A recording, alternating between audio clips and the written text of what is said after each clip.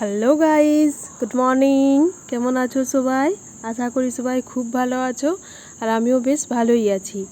চলে এসেছি মুক্তধারাতে আরেকটি নতুন ব্লগ নিয়ে। আশা করি তোমাদেরকে ব্লগটি খুব ভালো লাগবে। তো আজ হলো বুধবার, আর এখন ঘড়ির কাঁটায় বাজে 5টা।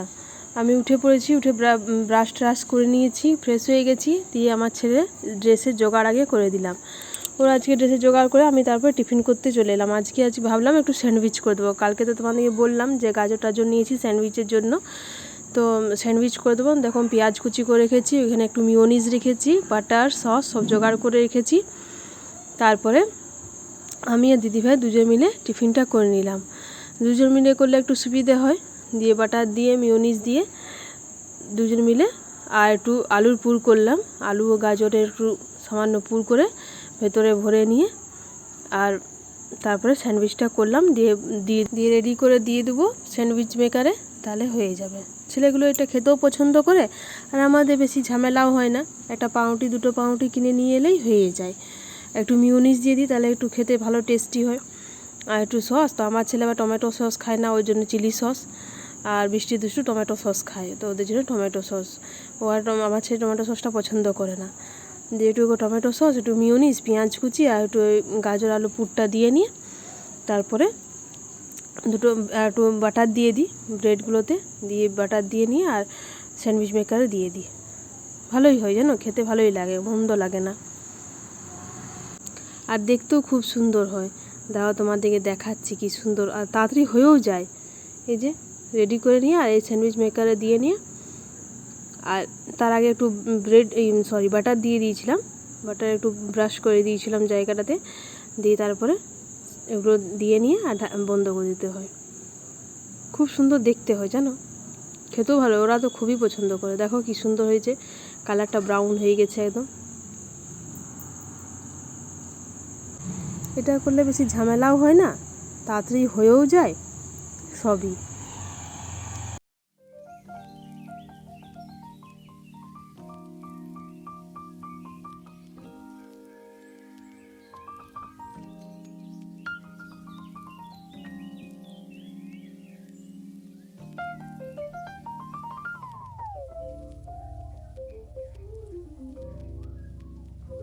চলো হয়ে গেছে, এবার একটু ছুরিতে করে কেটে দিই, দিয়ে ভরে দিই।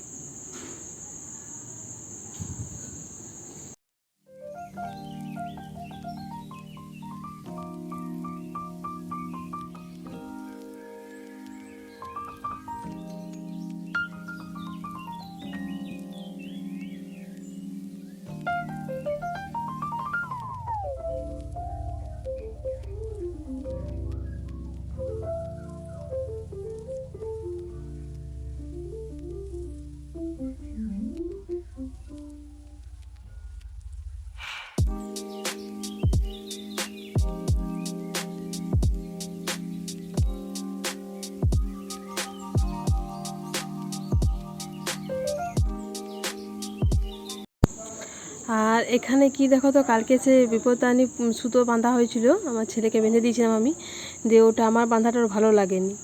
দিয়ে বলছে ছোটি তোর সুতোটা কি সুন্দর মোটা হয়েছে, আমারটা কেমন মা বেঁধেছে দেখ সরু সরু। তো ওর ছর্দি বললো ঠিক আছে তুই আয় আমার কাছে, আমি আমার মতন মোটা করে বেঁধে দিচ্ছি। তো দেখো আমার ছেলে এখন ছর্দির কাছে মোটা করে বিপত্তানি সুতোটা বাঁধছে, ওর ওর মতন বেঁধে দেবে।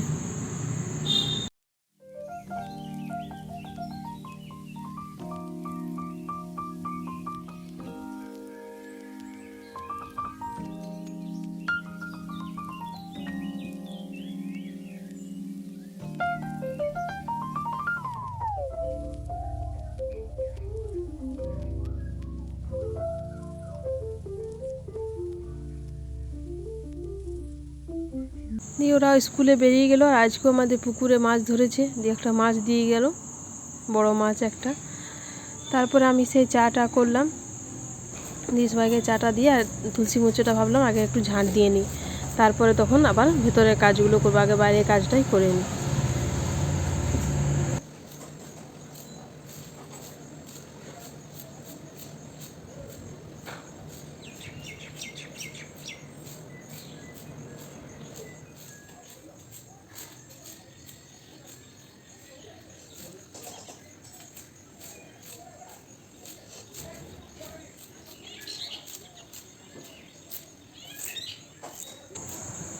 চলো নিচের কাজ মোটামুটি কমপ্লিট, ঠাকুর ঘর ঝাড় দেওয়া, মোছা, পরিষ্কার করা, ঠাকুর বাসন ধোয়া সব দিয়ে উপরে উঠে গেলাম। উপরে উঠে নিয়ে আর জানলাটা আগে প্রথমে বন্ধ করলাম। প্রচুর রোদ ঢুকছে জানো, এখন কে বলবে যে এখন সকাল 7টা বাজছে। রোদ্দুরটা দেখে মনে হচ্ছে যে 9টা। দিয়ে ওই জন্য আগে জানলাটা বন্ধ করলাম, একটা জানলা বন্ধ করলাম, একটা জানলা খুলে রেখে দিলাম, যেটাও তো পরে বন্ধ করব। দিয়ে আমি বিছানাটা ঠিক করে নিলাম, চাদর দিয়ে কী সুন্দর দেখো টান টান করে বিছানাটা পারলাম। দিয়ে একটু ঠিক করে নিলাম, দিয়ে সোজা চলে গেলাম আমার রুমটা ঠিক করে সোজা চলে গেলাম বাবার রুমে। দিয়ে বাবার রুমে চাদরটা একটু ঝেড়ে দিলাম। চাদরটা ঝেড়ে দিয়ে তারপরে একে একে সব ঘরগুলো ঝাড়ু দেওয়া, মোছা সবই আছে, আরম্ভ করতে হবে।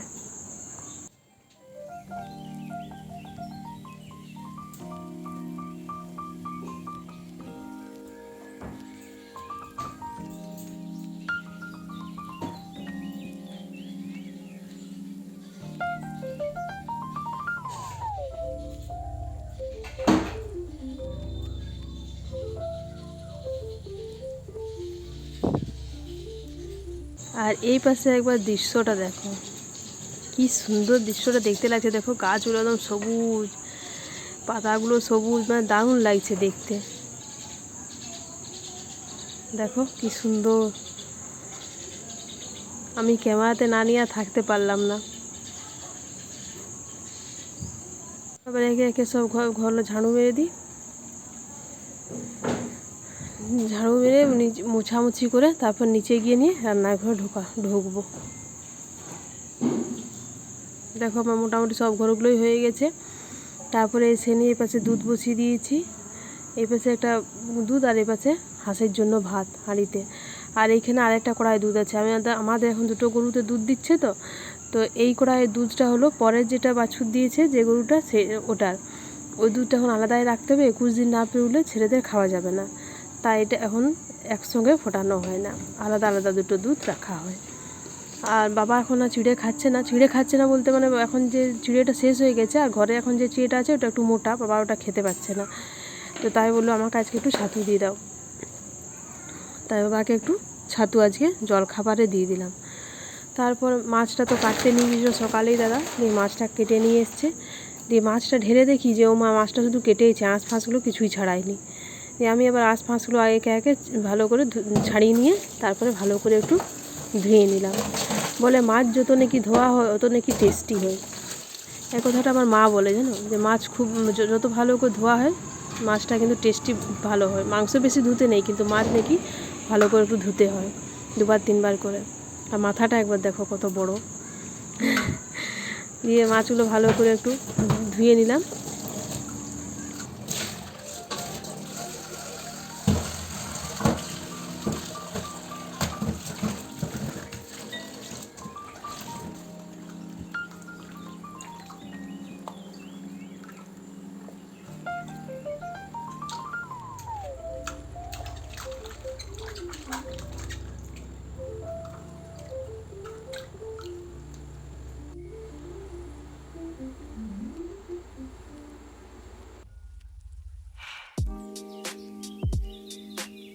দেখো মাছটা ধুয়ে নিয়ে আমি এইখানটা একটু ভালো করে ধুয়ে নিচ্ছি, স্কচ ব্রাইট দিয়ে ধুয়ে নিলাম, নইলে সিঙ্কটা পাশে আস্তে আস্তে একটু গন্ধ করবে। যেহেতু মাছের সেই জলটা তো ধুয়ে নিয়ে ফেললাম, তাই একটু আস্তে আস্তে গন্ধ করবে। আর আঁশগুলো মা বললো নিয়ে গিয়ে হাঁসকে দিয়ে দাও, হাঁস খেয়ে নেবে।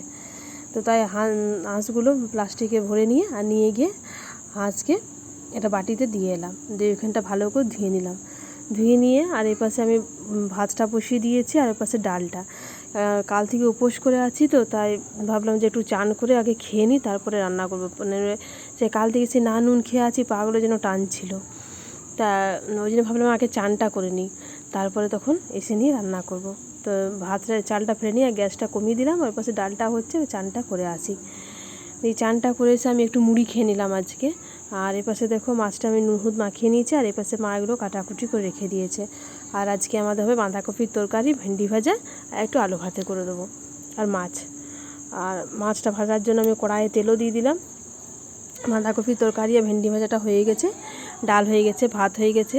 এবার একটু মাছটা ভাজবো, আর আলুটা একটু পরে সেদ্ধ করবো গরম গরম, তাহলে ভালো মাখা যায়। ঠান্ডা হয়ে গেলে আলু ভাতেটা খেতে ভালো লাগে না। তো তারপরে মাছগুলো ভেজে নিয়ে মাছের তরকারিটা করে নিচ্ছি। মা বললো যে মাছ টমেটোগুলো একটু পেস্ট করে দেবে আর আদা রসুনটা একটু বেটে দেবে।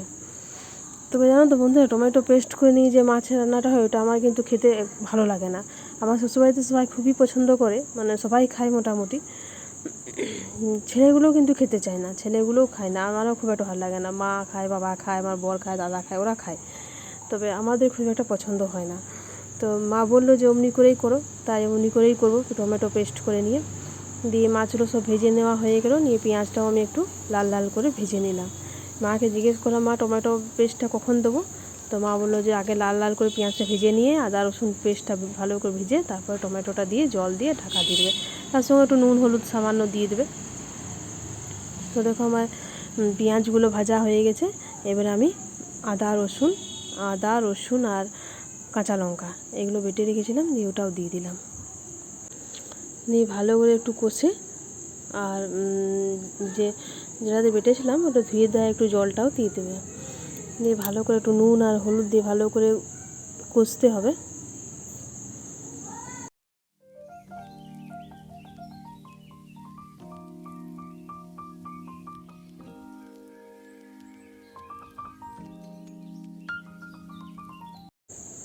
চলো, এটা ভালো করে কষে নিয়েছি, দিয়ে একটু নুন দিয়ে দিলাম আর একটু হলুদ। মা বললো আর কিছু মশলা দিও না, শুধু নুন আর হলুদটা দেবে, তাই একটু হলুদ দিলাম আর একটু নুন দিলাম। মাছটা আমি মাকে জিজ্ঞেস করে নিয়ে রান্না করলাম। আর তারপরে আবার ভালো করে একটু কষে নিয়ে তারপরে টমেটো বাটাটা দিয়ে দিলাম। 2টো টমেটো বেটেছিলাম, টমেটো বাটাটা দিয়ে দিলাম, দিয়ে আর একটু নাড়াচাড়া করে নিয়ে মা বললো টমেটোটা দিয়ে বেশি ভাজতে মানা করেছে, তো একটু নাড়াচাড়া করে নিয়ে তারপরে বললো জল দিয়ে দেবে।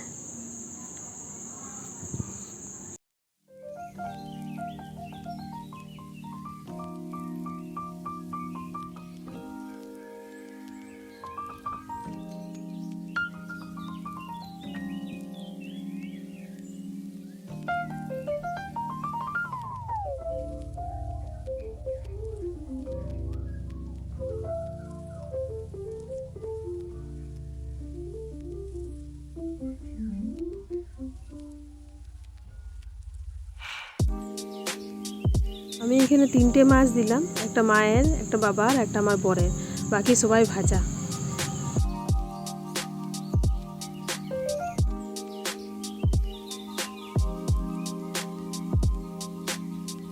দিয়ে মাছ ভাজাটা ভাবলাম যে না, ঠান্ডা হয়ে গেলে ভালো লাগবে না, তাই একটু নিজের জন্য সর্ষে পোস্ত দিয়ে করে নিলাম। আর এটাতে আমি পেঁয়াজ আদা রসুন কিচ্ছু দেবো না, এটা মা করে, আমার মা করে, দিয়ে খেতে ভালোই লাগে আমার। তো এটাতে দেখো আমি আগে সর্ষে আর পোস্ত বেটেছিলাম, সেটা জল একটু দিয়ে নিয়ে আর ওটা বাটিতে দিয়ে দিলাম, দিয়ে একটু নুন একটু হলুদ আর একটু সর্ষের তেল আর একটু চেরা কাঁচা লঙ্কা দিয়ে আর মাছটা দিয়ে দিলাম। আর একদম কমিয়ে আমার বাটিটা একটু ছোট হয়ে গেল, মানে এই প্রথমবার করলাম তো ঠিক বুঝতে পারলাম না, তো একটু বাটিটা বড় হলে ভালো হতো। দিয়ে ওটা একদম সিম আঁচে করতে হয়, মানে কমিয়ে কমিয়ে একদম করতে হয়, খুব সুন্দর, মানে ভাপা ভাপা টেস্ট আসে একটা। তারপর দেখো বাবাকেও আমি খেতে দিয়ে দিচ্ছি, বাবাই পাশে খাচ্ছে। তারপরে আমি বেদানাটাও ছাড়িয়ে নিলাম বাবার, কালকে যেহেতু দেওয়া হয়নি, কাল তো জয়পুরে গেছিলাম, দিয়ে বাবাকে তো কাল দিতে পারিনি, দিয়ে আজকে একটু ছাড়িয়ে নিয়ে পেস্ট করে আজকেও দিয়ে দিলাম। তো বন্ধুরা এখন সন্ধে হয়ে গেছে, আমি সন্ধে দিলাম, আটা মাখলাম, আর আটা মেখে একটু রাজমার তরকারি বসালাম আজকে। রাজমাটা সকালে ভিজিয়ে রেখে দিয়েছিলাম, তো রাজমা তরকারিটা বসিয়ে এসেছি।